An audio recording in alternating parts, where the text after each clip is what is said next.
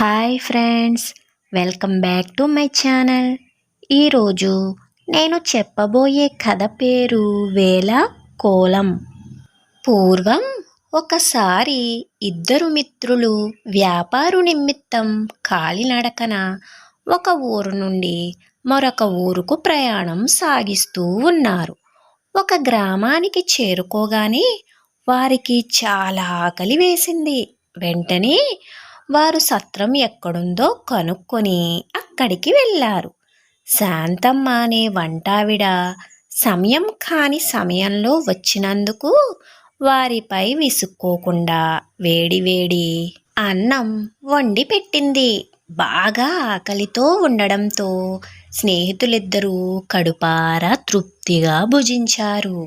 నీ రుణం తీర్చుకోలేం, ఇందా ఈ డబ్బులు ఉంచు అని ఇవ్వబోయారు. అయ్యో, డబ్బులు వద్దు నాయనా, ఆకలి వేసిన వారికి అన్నం పెడితే పుణ్యం వస్తుంది.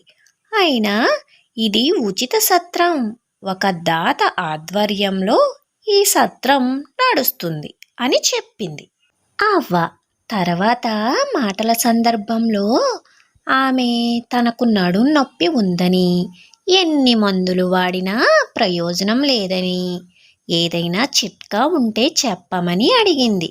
ఆ స్నేహితులిద్దరిలో కాశీనాథ్ అనేవాడు అందరితో వేలాకోలాలు ఆడుతూ ఉంటాడు.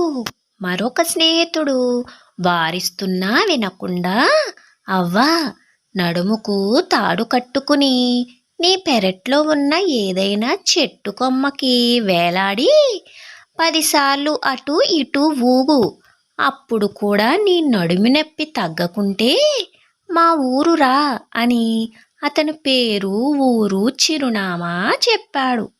పాపం, ఎందుకలా అబద్ధం చెప్పావు? అమాయకురాలైన అవ్వను ఆట పట్టించడం సరికాదు అంటూ కాశీనాథును చివాట్లు పెట్టాడు స్నేహితుడు. ఏదో తమాషాకి అలా చెప్పానులేరా, ఆమెకు ఆ మాత్రం తెలీదా? తనంతట తానుగా తాడు కట్టుకుని ఊగలేదు. ఎవరినైనా సహాయం అడిగితే వారు ఆమెతో పాటు మనల్ని కూడా చివాట్లేస్తారు అని అన్నాడు కాశీనాథ్. కొంతకాలం గడిచింది. ఈ సంఘటన గురించి స్నేహితులిద్దరూ మర్చిపోయారు. ఒకరోజు కొందరు వ్యక్తులు కాశీనాథును వెతుక్కుంటూ ఆ ఊరు వచ్చారు. నేనే కాశీనాథ్ని, ఏంటి విషయం అని అడిగాడు. అయ్యా, మేము శాంతమ్మ అనే ధనవంతురాలు పంపించగా వచ్చాం. మీరేదో చిట్కా చెప్పారంట కదా, అది బాగా పనిచేసిందని చెప్పమంది.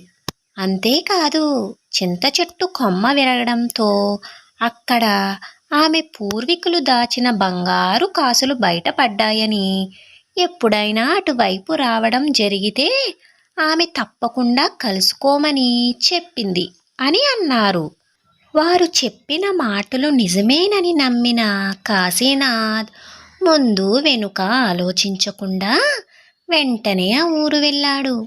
వేలాకోలానికి చెప్పిన మాటలు నిజమేనని నమ్మిన శాంతమ్మ కాశీనాథ్ చెప్పినట్లు చేసి నడుము విరగ్గొట్టుకోవడంతో సత్రం కాస్త మూతపడింది.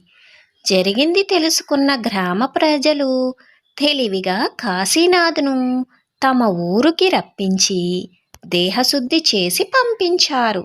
చావు తప్పి కన్ను లట్టపోయినంత పని అయ్యి కాశీనాథ్ ఇంకెప్పుడూ అలాంటి పనులు చెయ్యనని లెంపలేసుకున్నాడు. ఎలా ఉంది ఫ్రెండ్స్ ఈ కథ? మీకు నా కథలు నచ్చుతున్నాయా? మీకు నచ్చితే కనుక నా వీడియోస్ని లైక్ చేసి, షేర్ చేసి, సబ్స్క్రైబ్ చేసుకోండి. Thank you.